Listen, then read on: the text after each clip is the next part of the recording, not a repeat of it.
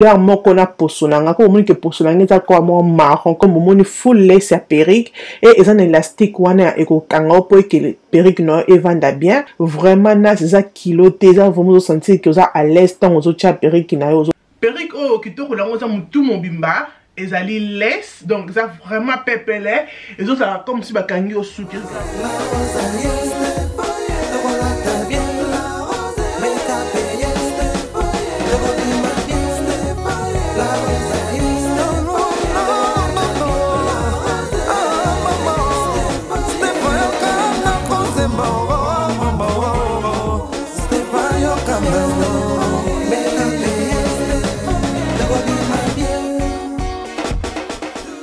Bonjour les belles dames, j'espère que vous allez bien. La vidéo, les vidéos sponsorisées à Fancy Vivi, Matinali biso perruque ami balé, tellement que ma vie que non, les belles dames balingi ba perruque au mingi, Matinali biso perruque mon corps vraiment kitoko toko fungola ngana bino to mona ndenge ye. Donc loko liboso tango ko fungola tango ko zwa perruque na yo okozwa pe biloko o ezape ba accessoire ya perruque dans autre fongo na kati wana tozali na o ezali élastique ezaka vraiment important pona ko soko tie perruque ezali ya col et tozape na o ezali na wig cap donc ezali chapeau eza chapeau pona ko aider que soza kozola na perruque na pona ola to bebisa mbetu na ote et tozape na wig cap ne bozomo na eza de wig cap na kati ezaka vraiment important ko la tango va ki ko tia perruque na yo to na accessoire na pona ko na suki et bateli biso pe o ezali fossile donc bato balinga ba fossile za pe na fossile na yo après wana to na perruque na biso c'est comme ça comme bozomona j'aime bien cette perruque parce que na sepeli eloko sepeli singa na perruque oyo na sepeli na ngopoza na ba curly boyi ki ba perruque ba suki o bazo kanga na ba curly comme ça eza vraiment na fashion et tant na monique ba saleli biso ba autre capacité ba saleli biso na perruque regardez-moi ça tala ndenge ezali eza vraiment kitoko vraiment na eza kiloté eza vraiment sentir que eza à l'aise tant ozo tia perruque na yo ozo la tango ba curly nango eza vraiment kitoko eza 36 inch perruque na biso o eza 36 inch regardez-moi nde bakangi perruque o eza full HD lace ne bozomo nango wana déjà vraiment joli donc to apena ba bouclette au Fancy Vivi je expliquer ce que lingi ke osokola suki na yo comment ya ko sokola ngo comment ya ko traiter ngo donc voilà botala ndenge za na kati za na lace comme moni full lace ya perruque et eza na élastique wana eko kanga po ke perruque no evanda bien et eza pe na ba pince wana bozomona na ba pembeni soko olati perruque no okoti ngo na suki ozala à l'aise et regardez moi nde bakangi perruque oyo loko la suki loko bakangi ngo na mutu me na mutu te eni ba les belles dames wana na biketo banda to tia perruque na biso et loko biso na kolata o ezali wig cap pona ko batela suki nanga ezwa colte to tiaka wig cap o liboso comme ça pona suki na yo ya liboso ekata na te po bato be balinga kolata ba suki ba col te ba ko col na suki na liboso ko kata na non ce ko sali technique o ma belle ko mona ke suki na liboso ko banda ko kata na te OK donc o che perruque na yo après o che col comme mona approcher ça on singa nga zaki mukie donc voilà zaki mukuse donc mona ke na ki na coin bongo après on na ko kata siko o ezali laisse na ngande vidéo ezo da kisabino donc ozo kata ozo mona ke ebombio ba baby hair na yo naturel ebombio suki no e ko kata na te comme que wig cap nanga o ezali trop clair et loko na ko sala na ko pakola ngo o ezali fort de teint pona ekomisa ngo couleur moko na poso nanga ko moni ke poso nanga eza ko mo marron comme ça na koloba mais ezo kene na wig cap parce que wig cap eza ki trop clair mais tant na chango fort de teint bozo mona ki komi couleur moko sikoyo na poso nangai après wana na ko tia sikoyo col donc ozo tia col na yo col na yo ezala bisika oyo wig cap na yo esuki bomonde nazo tia col nanga ezate ke na chango likola wig cap nanga na bisika o wig cap nanga na kataki nde bisika oyo na zui col na pakoli col nangai vraiment facile pona ko tia perruque et na zongi encore na perruque na ngai tellement que laisse nango pesa ki trop clair et loko na kosala nazuka ka brosse nanga o ya make-up na bandi kolekisa ngo comme bozomona ndenge vidéo zo la kisabino ezali ba technique moko za ka vraiment important ngo la ta laisse po et la kisate kizali laisse et vous vraiment forme ya mutu na yo donc comme bozomona na nazo pakola ngo pe fo d'être même mingité seulement o etikala seulement na brosse parce que nous avons déjà na wake up na ngai OK après wana et comme akola ta perruque donc voilà ko bossa na te fo kata laisse après kola ta perruque na yo zala concentré parce que ceux qui collent déjà au check call ceux qui au check perruque na yo bien te perruque na yo etengami parce que déjà au check call tant ozola ta perruque na yo il faut ozala concentré banda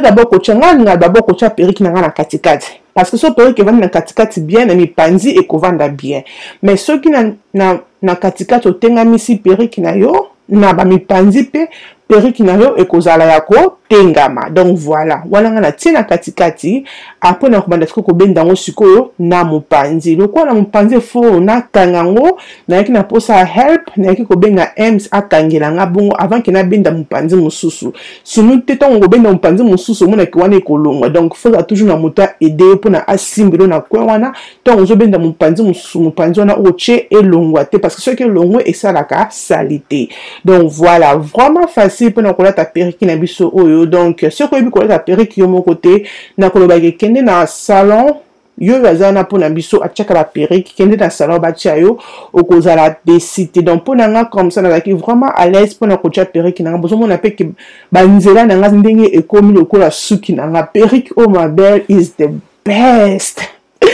perruque oza vraiment perruque moko vraiment jolie j'aime nabi que hiver au mobo na nga na ba perruque oyo après voilà na kocha sikoyo élastique moni élastique oza ka vraiment important au che élastique non boye au tiki on tape na 10 à 15 minutes pour na col na yo et vanda pourtant kolongo élastique na yo komona ke sikoyo laisse na yo na poso na yo ba balani ba komi 1 plus 1 égale à 1 donc voilà lol comme vous mona na chez moi maquillage na bien OK na présenter bino ngata na moi maquillage ça la bien dans ça vraiment ma cité na baby hair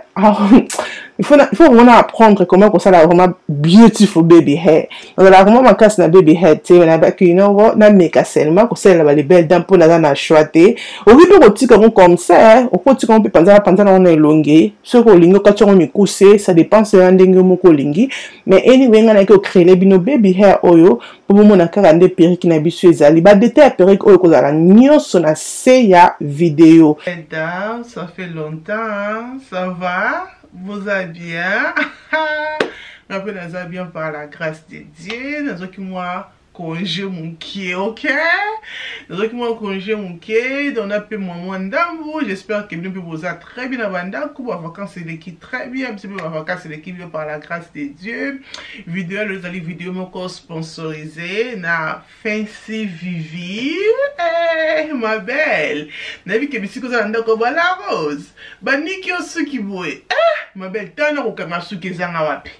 nana tana ko kanga suki avec les enfants comme ça vous kana bon ka partout au kindi donc comme ngala za maman nazaka vraiment occupé avec mes enfants et aussi occupé à la maison nous sommes donc qui ko kanga suki ngami ko kanga suki mèche mais ko vanda pendant longtemps la cause ko kanité même tant ka kanga ka suki ba kanga na sa perruque na ko kanité na mon déjà ezo zo ngata mais botala ka Fancy Vivi apesi biso perruque au bozo mona comme ça ezali synthétique ma belle bon déjà na début na la qui bino comment perruque na biso et yaki na biloko o yaki na kata perruque na biso perruque o ezali 38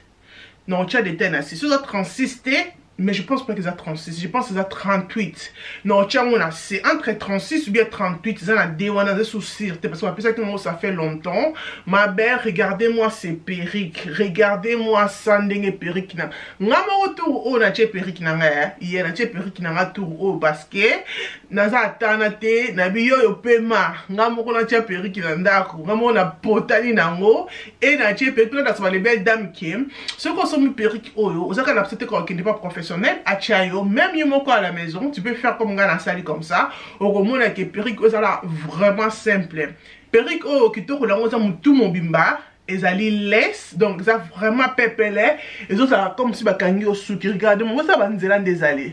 Botala baline de na pakoli yango mafuta. Botala, parce que loko bomanga kaka za baby hair, ma belle. On ça la baby hair, mais botala. Na ça yango bien, regardez-moi ça. Hey, this perruque. Pe basuki oyo bakangi bache bakiali comme ça ma belle, eza vraiment na fashion, madame ma perruque oyo ezali pepele, okoyeba même pas que ma belle, olati perruque, batba kansa ke na kangi mesh, mais eza mesh te ezali perruque. Perruque oh comme dans le ezali perruque ya Fancy Vivi comme bomona kiwana et yaki na package oh comme bozomona, eza vraiment facile pour na kolata perruque na biso na mutu comme bomoni comme ça. Na kocha ba détail ya perruque oh nyonso na se ya vidéo pour na mutu oyo alingi akende kosomba perruque, na kocha lien ya perruque oh nyonso na se ya vidéo. Ma belle ce kosombi perruque na bango oh okozala décider oh ezali deuxième perruque qui va passer dans la compagnie à Fancy Vivi parce que vraiment penser que babi ba congolais balinga ko somba ba perruque o ezali perruque kitoko que ma belle na pepe ya caméra pour la xabino ndenge bakangi perruque na biso. Regardez-moi ça, tande bakangi yango et na senango c'est comme ça bakiali comme le bique perruque oyo eza synthétique, eza brésilien te o la rose oloba kite la rose alobi eza brésilien te eza synthétique. Mais regardez-moi de bakiali nango ezali tande ba cœur na ngoza pe ba cœur boy ekolongwa te oza na ko tshongo na maya moto te bazali yango déjà bien bakangi yango vraiment kitoko tande ba tracer biso mindelo. Regardez-moi ça. Non, this company is so good na ba perruque pende za boko ozong sango sima okoza na midele belé midele oko tshongo mupanzi wakati na biso tshongo na katikati oko boko mpe mupanzi comme ça botala oko boko mupanzi comme ça tande sali.